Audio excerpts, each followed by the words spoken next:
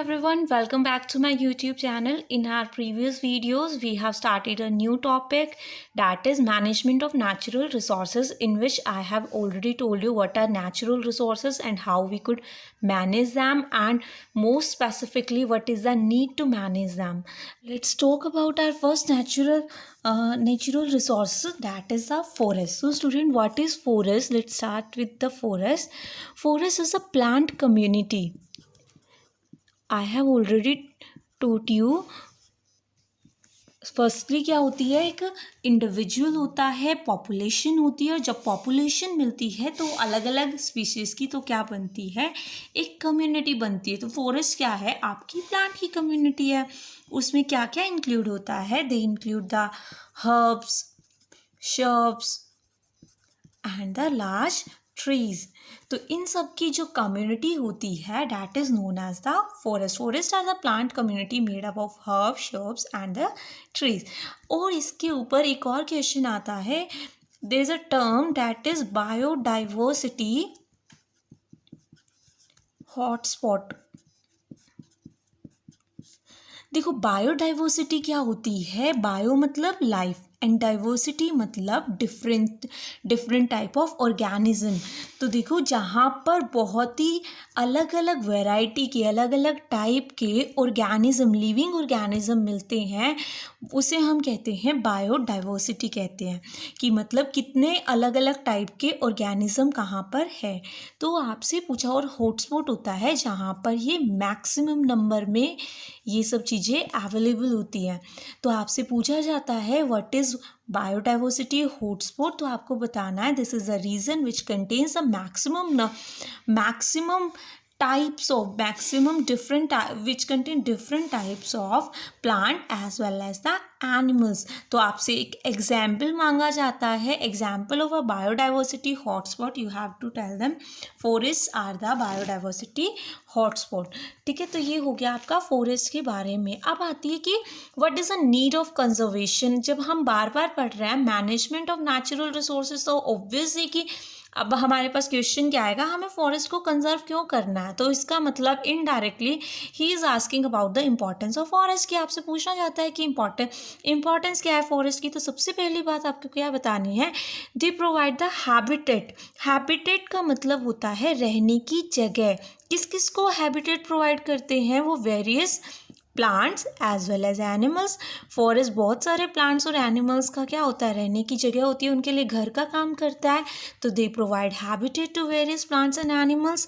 आप लोगों को पता है सॉइल इरोजन, यानी जो आपकी सोइल होती है वो विंड और वाटर के साथ जब उसकी टॉप मोस्ट लेयर फ्लो हो जाती है, वहाँ से चली जाती है, उसकी वजह से आपकी जो सॉइल होती है वो इनफर्टाइल हो जाती है. यानी कि अब उसमें कोई भी उसके वो वेस्ट हो जाती है, एक तरह से सॉइल वो ख़राब हो जाती है. ठीक है, तो अब सॉइल को इरोजन को बचाने के लिए भी कौन काम करता है, आपको पता है ट्रीज़ काम करते हैं. तो फॉरेस्ट आपकी सॉइल को क्या होने से रोकता है, इरोजन होने से वहाँ पर प्रिवेंट करता है.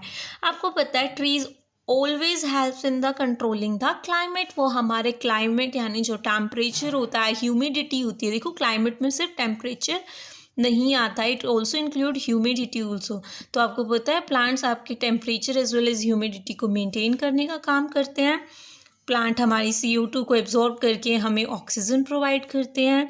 And they also provide the timber. Timber means they provide the wood for the furniture. आपको पता है आप लोग फर्नीचर जो भी आप हमें चाहिए होता है वो हमें कहाँ से मिलता है, फॉरेस्ट से मिलता है. So these are the basic needs for the conservation of forest. क्योंकि अगर हमें सॉइल इरोजन रोकना है, हमें इतने सारे प्लांट और एनिमल्स के जो हैबिटेट है उसको डिस्ट्रॉय नहीं करना. देखो अगर हम इनका हैबिटेट डिस्ट्रॉय कर देंगे तो ऑब्वियसली इन लोगों की भी डेथ हो जाएगी, हमारी बायोडाइवर्सिटी क्या हो जाएगी, लॉस्ट हो जाएगी. इसके अलावा हमें ऑक्सीजन नहीं मिलेगी, हमें वुड नहीं मिलेगा. और सबसे इम्पॉर्टेंट जो आजकल क्लाइमेट में चेंज हो रहा है जस्ट बिकॉज क्योंकि हम लोग फॉरेस्ट को हमारी नीड्स के लिए कट करते हैं, इसी वजह से तो हमारा क्लाइमेट डिस्टर्ब हो रहा है. So these are the basic advantages of forest, and this also tells you why there is a need to conserve them. So now our next topic is a term that is the stakeholders. So student, this is also a very important term. Stakeholders क्या होते हैं? Stakeholders वो सभी लोग होते हैं, वो सभी कोई भी एक पर्सन हो सकता है, पीपल ग्रुप हो सकता है, या फिर कोई ना कोई ऑर्गेनाइजेशन हो सकती है, और एन ऑर्गेनाइजेशन जो क्या तो क्या हो, वो इस चीज़ से किसी भी चीज़ से, देखो I am not talking about only forest के लिए स्टेक होल्डर्स किसी भी नेचुरल रिसोर्स का हो सकता है। तो मैं आपको जस्ट ये बता रही हूँ ये क्या होते हैं। कोई भी एक सिंगल पर्सन, कोई भी सिंगल पर्सन हो सकता है, पीपल की जगह हम पर्सन यूज़ करते हैं। कोई एक पर्टिकुलर ग्रुप हो सकता है, कोई ऑर्गेनाइजेशन हो सकती है जो अफेक्ट होती है इस किसी भी की भी चीज़ की। अगर we are talking about forest, तो जो फॉरेस्ट की वजह से अफेक्ट हो, या फिर उनका कोई ना कोई इसके अंदर कोई इंटरेस्ट हो, वो कहीं ना कहीं से इसके ऊपर डिपेंडेंट हो। जो भी लोग किसी भी एक नेचुरल रिसोर्स के ऊपर, कोई एक सिंगल पर्सन है, ग्रुप है, या कोई भी ऑर्गेनाइजेशन है, वो इधर इफेक्ट हो रही हो और उसमें कोई इंटरेस्टेड हो, डिपेंडेंट हो, वो सारे के सारे पर्सन उस रिसोर्स के लिए क्या कहलाते हैं? They are known as the stakeholders. तो आपके एग्जाम में आता है कि व्हाट आर स्टेक होल्डर्स, और state some stakeholders of a forest community, कि आपको फॉरेस्ट के लिए आपसे स्टेक होल्डर्स पूछे जाते हैं, तो आपको बताने हैं उनके नाम। तो देखो, सबसे पहले आपके फॉरेस्ट का जो स्टेक होल्डर होते हैं वो कौन होते हैं? Local people. ऑब्वियस है, अब जो लोग वहाँ पे आसपास फॉरेस्ट के आसपास रह रहे हैं, फॉरेस्ट के अंदर रह रहे हैं, जो ट्राइबल पीपल होते हैं, वो लोग क्या होते हैं? देखो, वो कम्प्लीटली फॉरेस्ट के ऊपर ही डिपेंडेंट है। उनको वुड वहाँ से मिलेगा, उन लोगों को सारी बेसिक नेसेसिटी वो अपनी किससे पूरी करते हैं? वो बेचारे फॉरेस्ट से पूरी करते हैं। So they are the major stakeholders, वो भी एक स्टेक होल्डर्स होते हैं वहाँ रहने वाले लोग। और इसके अलावा हम लोग क्या बता सकते हैं? द फॉरेस्ट डिपार्टमेंट, जो फॉरेस्ट डिपार्टमेंट है वो वहाँ पर जो काम कर रहा है, that is also a part of that organisation.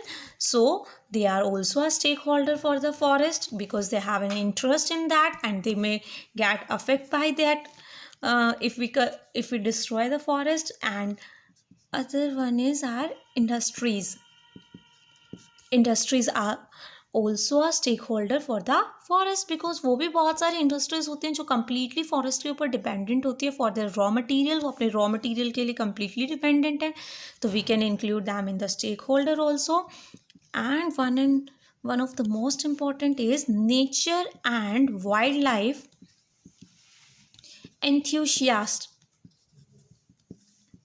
देखो, ये वो लोग होते हैं जिनको फॉरेस्ट से कोई चीज़ नहीं लेनी है, उनका कोई वैसे कोई वो नहीं है, बट वो लोग क्या है, वो नेचर और वाइल्ड लाइफ जो लोग इसके बारे में पढ़ते हैं, अपने एनजीओज़ वगैरह चलाते हैं। आपने सुना होगा नॉन गवर्नमेंटल ऑर्गेनाइजेशन जो इन पे वर्क करती है कि उन्हें वाइल्ड लाइफ को बचाना है, और जो भी ऐसे जो नेचर में इंटरेस्टेड होते हैं, ऐसे पीपल्स जो होते हैं, they are also the stakeholder for the forest, because they are much interested in this thing. तो आपको बताना है ऐसे पर्सन, ग्रुप, ऑर्गेनाइजेशन विच में गेट अफेक्टेड और दे हैव एन इंटरेस्ट और are completely dependent on the forest, completely or incompletely, that doesn't matter, are known as the stakeholders. Some stakeholder for the forest are the local people which are living in or around, जो उसके अंदर रह रहे हैं या उसके आसपास रह रहे हैं, in and around the forest,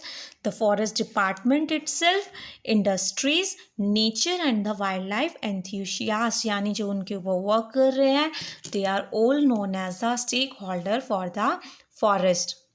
there is a term also that is known as the sustainable development. This is the most important term according to your exam or CBSE point of view, because many a time they have asked what is sustainable development. देखो, sustainable development क्या होती है? This is the controlled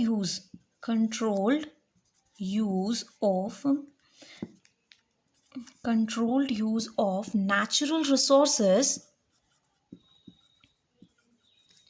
in such a way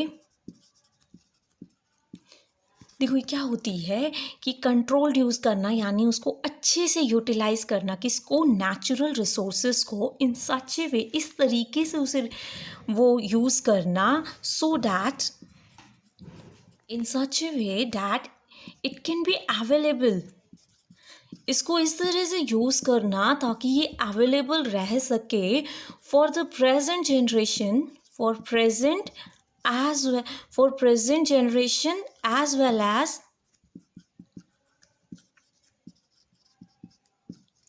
for the future generation.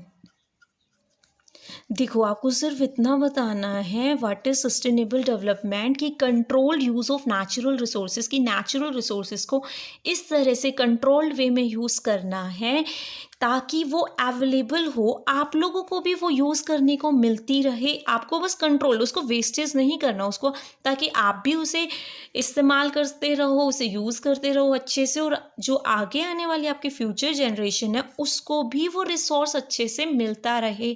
उस तरह से आपको लेकर चलोगे, अगर आप किसी भी चीज़ को इस तरह से प्लान करके चल रहे हो कि आप भी उसका यूज़ कर रहे हो और आगे आने वाले लोग भी उसे यूज़ कर पा रहे हैं, वो उनके लिए भी अभी भी प्रिजर्व है, that is known as sustainable development, यानी सभी को एक साथ लेकर चलना, that is known as sustainable development, and this is one of the most important definition according to your CBSE exam point of view. And this is all about our today's video. We will discuss our further chapter in our next video. Thank you for so much for watching these videos. If you like my videos, please subscribe my channel. Thank you.